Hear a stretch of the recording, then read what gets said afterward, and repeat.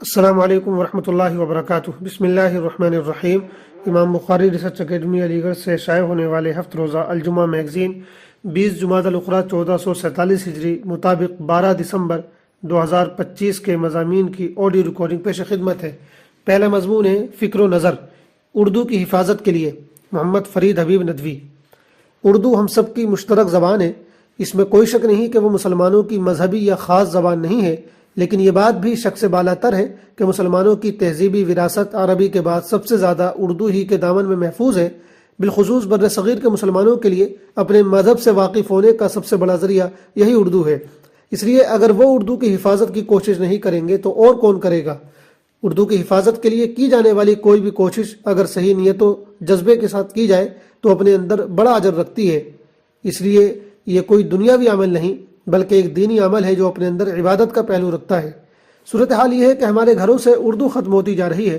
اس سلسلے میں جتنا قصور حکومتوں کا ہے اس سے زیادہ اردو اداروں کا اور ہمارا اور آپ کا ہے۔ ہم اردو کی حفاظت کے لیے چند کام بڑی آسانی سے کر سکتے ہیں۔ نمبر 1، اپنے بچوں کو اردو زبان ضرور سکھائیں، انہیں اس قابل بنائیں کہ وہ آسانی کے ساتھ اردو بول اور پڑھ سکیں۔ جس طرح ہم ان کی دیگر تعلیم پر پیسہ خرچ کرتے ہیں اسی طرح فکر مندی کے ساتھ ان کی اردو تعلیم پر بھی خرچ کریں اور اسے صدقہ جاریہ خیال کریں۔ نمبر 2، اردو کی حفاظت کی خاطر اپنے گھر میں اردو اخبار اور میگزین رسالے جاری کروائیں۔ اگر ہمارے گھر میں روزانہ اردو اخبار آئے گا، پھر ماہانہ کوئی میگزین پہنچے گا تو اس سے ہمارے بچوں میں بھی اردو کی محبت پیدا ہوگی اور ہمارا لگاؤ بھی برقرار رہے گا۔ اخبار اور رسالے کی خریداری میں کوئی بہت زیادہ بوجھ نہیں ہے، مشکل سے 250-300 روپے ماہانہ خرچ کر کے آپ دونوں چیزیں حاصل کر سکتے ہیں۔ نمبر 3، اپنے بجٹ کا ایک مختصر حصہ اردو کتابوں کی خریداری کے لیے ضرور مقرر کریں۔ بہت زیادہ نہیں، آپ آسانی سے جتنا بھی کر سکتے ہیں، مہینے کے 500 یا اس سے بھی کم و بیش، پھر اس رقم سے اردو کتابیں خرید کر گھر لائیں، خود بھی پڑھیں اور گھر والوں کو بھی پڑھنے کا شوق دلائیں۔ اگر ہم ایسا کرنے لگیں تو اس سے اردو مصنفین کی بھی بڑی حوصلہ افزائی ہوگی۔ نمبر 4، جب کبھی ایسی جگہ اردو کتاب میلہ لگے جہاں آپ کے لیے پہنچنا ممکن ہو تو اپنے اہل خانہ کے ساتھ وہاں کی وزٹ کریں۔ جس طرح ہم آپ نمائشوں میں جاتے ہیں اسی طرح کتاب میلوں میں جانے کی روایت بنائیں۔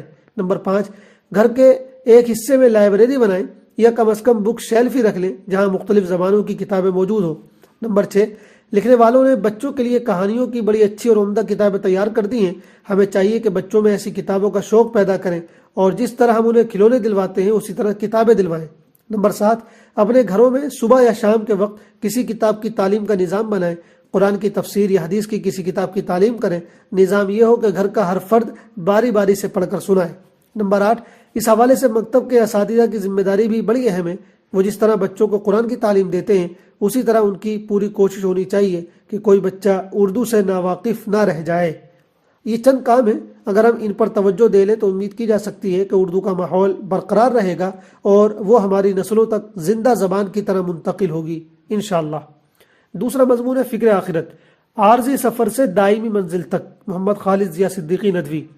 دنیا ایک عارضی ٹھکانہ ہے، ایک ایسا مسافر خانہ جہاں انسان تھوڑی دیر کے لیے آتا ہے، کچھ دن قیام کرتا ہے اور پھر رخصت ہو جاتا ہے۔ یہاں کی زندگی، یہاں کی آسائشیں، کامیابیاں اور مصیبتیں سب اسی حقیقت کی طرف اشارہ کرتی ہیں کہ یہ مقام مستقل رہائش گاہ نہیں بلکہ ایک عارضی ٹھکانہ ہے۔ انسان جب زندگی کی حقیقت پر غور کرتا ہے تو اسے محسوس ہوتا ہے کہ ہر گزرتا ہوا دن، ہر بیتتا ہوا لمحہ اسے اس انجام یعنی آخرت کے قریب کر رہا ہے جہاں سے کوئی واپسی نہیں ہوگی۔ اسی لیے عقل مند لوگ دنیا کو اصل مقصد نہیں بناتے بلکہ اس سفر میں ایسے اعمال کرتے ہیں جو ان کو دائمی کامیابی کی طرف لے جائیں۔ آخرت ہی وہ حقیقی منزل ہے جہاں انسان کو اپنے کیے ہوئے ہر عمل کا بدلہ ملنا ہے۔ یہاں کی تھوڑی سی نیکی بھی وہاں بڑا اجر رکھتی ہے اور یہاں کی معمولی سی بدعملی بھی وہاں سخت پکڑ کا سبب بن سکتی ہے۔ اللہ تعالیٰ کا ارشاد ہے، جس نے ذرہ برابر کوئی اچھائی کی ہوگی وہ اسے دیکھ لے گا اور جس نے ذرہ برابر کوئی برائی کی ہوگی وہ اسے دیکھ لے گا۔ سورہ زلزال آیت نمبر 7-8۔ یہی وجہ ہے کہ نیک لوگ دنیا کی چمک دمک سے دھوکہ نہیں کھاتے۔ وہ جانتے ہیں کہ جو کچھ یہاں ہے سب فنا ہونے والا ہے، اصل زندگی وہ ہے جو موت کے بعد شروع ہوگی۔ دنیا کی مثال ایک سائے دار درخت کی سی ہے جس کے نیچے مسافر تھوڑی دیر آرام کرتا ہے اور پھر اپنے سفر پر روانہ ہو جاتا ہے۔ یہ بات انسان کو یاد دلاتی ہے کہ وہ نہ زیادہ خوش ہو نہ زیادہ غمگین، بس اپنے رب کی خوشنودی کے لیے اعمال کرتا رہے کیونکہ یہاں کی ہر خوشی اور ہر غم عارضی ہے۔ اگر انسان اپنی دنیا کی زندگی کو ایک سفر سمجھے اور آخرت کو اپنی اصل منزل بنائے تو اس کے اخلاق بہتر ہوں گے، اس کے فیصلے درست ہوں گے اور اس کی زندگی میں سکون آئے گا۔ وہ دوسروں کے ساتھ بھلائی کرے گا، حقوق ادا کرے گا، وقت کی قدر کرے گا اور غفلت سے بچے گا، کیونکہ اسے معلوم ہے کہ اصل کامیابی وہ ہے جو آخرت میں ملنے والی نجات کی صورت میں ہوگی۔ یہ حقیقت ہمیشہ ذہن میں تازہ رہنی چاہیے کہ دنیا کا سفر بہت مختصر ہے اور آخرت کی منزل ہمیشہ رہنے والی ہے۔ خوش بخت ہے وہ انسان جو یہاں کی زندگی کو آخرت کی کامیابی کا ذریعہ بنائے، اور محروم ہے وہ انسان جو اس عارضی دنیا میں ہی گم ہو کر اپنی اصل منزل بھول جائے۔ تیسرا مضمون ہے اصلاحیات، اللہ سے تعلق کی 3 علامتیں، نماز، قرآن اور دعا۔ محمد فرید حبیب ندوی۔ ایک ایمان والے کے لیے سب سے خوشگوار چیز یہ ہے کہ اللہ کے ساتھ اس کا تعلق انتہائی مضبوط اور گہرا ہو۔ قرآن و حدیث سے معلوم ہوتا ہے کہ اس تعلق کو مضبوط کرنے والی سب سے اہم 3 چیزیں ہیں، نماز، قرآن اور دعا۔ یہی تینوں چیزیں یہ بھی بتا دیتی ہیں کہ اللہ سے ہمارا تعلق کیسا ہے۔ جو شخص ان تینوں چیزوں کا خاص اہتمام کرتا ہو تو اللہ سے اس کا تعلق گہرا ہوگا، اور جو ان میں سستی برتتا ہو تو اس کا تعلق لازماً کمزور ہوگا۔ یہ ایک پیمانہ ہے جس سے ہم ناپ سکتے ہیں کہ اللہ کے ساتھ ہمارا تعلق کیسا اور کتنا مضبوط ہے۔ اس وقت ہمارا سب سے بڑا نقصان یہ ہوا ہے کہ مادیت کی ریس نے ہمارا اللہ سے تعلق کمزور کر دیا ہے۔ ہم دنیا کے جھمیلوں میں، یا یوں کہیں کہ زندگی کی لذتوں میں اس قدر منہمک ہو گئے کہ اللہ کو ہی بھول گئے ہیں، یا اگر یاد رکھتے بھی ہیں تو بہت سرسری۔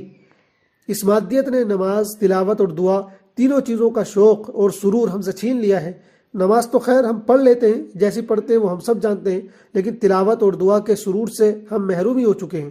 دعا جو رہ گئی ہے وہ بالکل سرسری اور رسمی ہے۔ دعا کی گہرائی نہ معلوم کہاں کھو گئی ہے، جبکہ اللہ سے تعلق میں سب سے اہم کردار دعا کا ہی ہے۔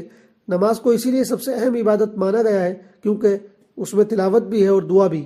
جو شخص نماز پڑھتا ہے وہ کم سے کم دن میں 5 مرتبہ تلاوت کرتا ہے اور 5 مرتبہ دعا کرتا ہے، مگر افسوس یہ ہے کہ ہم جس طرح کی نماز پڑھتے ہیں اس میں نہ ہمیں تلاوت کی لذت ملتی ہے اور نہ دعا کا سکون۔ سورہ الفرقان میں جہاں اللہ تعالیٰ نے اپنے خاص بندوں کا ذکر کیا ہے، وہاں یہ بات بھی ذکر کی ہے کہ ان کی راتیں نماز و قیام میں بسر ہوتی ہیں اور وہ دعائیں مانگتے رہتے ہیں، کبھی جہنم سے نجات کی، تو کبھی بیوی بچوں کی نیکی و صلاح کی، تو کبھی تقوی اور پرہیزگاری کے حصول کی۔ کوشش کریں کہ ہمارے یہ تینوں کام مضبوط ہو جائیں، نماز کبھی چھوٹنے نہ پائے اور پورے اہتمام کے ساتھ ادا ہو، جس میں خشوع و خضوع ہو اور اللہ پاک کی طرف پوری توجہ ہو۔ کوئی دن تلاوت کے بغیر نہ گزرے، اور رسمی دعاؤں کے علاوہ کم از کم کوئی ایک وقت ایسا ضرور ہو جب ہم اپنے رب سے گہری مناجات کریں اور دعا کا اصلی سرور ہمیں حاصل ہو۔ یہ بات تمنا کرنے سے حاصل نہیں ہوتی، بلکہ اس کے لیے ریاضت یعنی محنت و مجاہدہ کرنا پڑتا ہے۔ اللہ تعالی ہم سب کے لیے ان تینوں چیزوں کا سرور مقدر فرمائے، آمین۔ آخری مضمون مسائل۔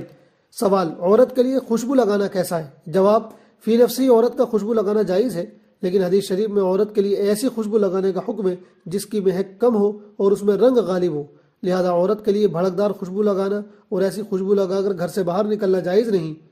ایسی عورت کو حدیث میں بدکار کہا گیا ہے۔ ہاں، گھر میں رہتے ہوئے محرم لوگوں کی موجودگی میں خاتون کے لیے پھوٹنے والی خوشبو استعمال کرنے کی بھی اجازت ہے، بشرطے کہ خاندان کے غیر محرموں کے ساتھ میل جول سے مکمل اجتناب ہو، اور گھر سے باہر نکلنا ہو تو اسے زائل کر کے یعنی ختم کر کے نکلے۔ دارالفتہ، بنوری ٹاؤن۔ والسلام علیکم ورحمۃ اللہ وبرکاتہ۔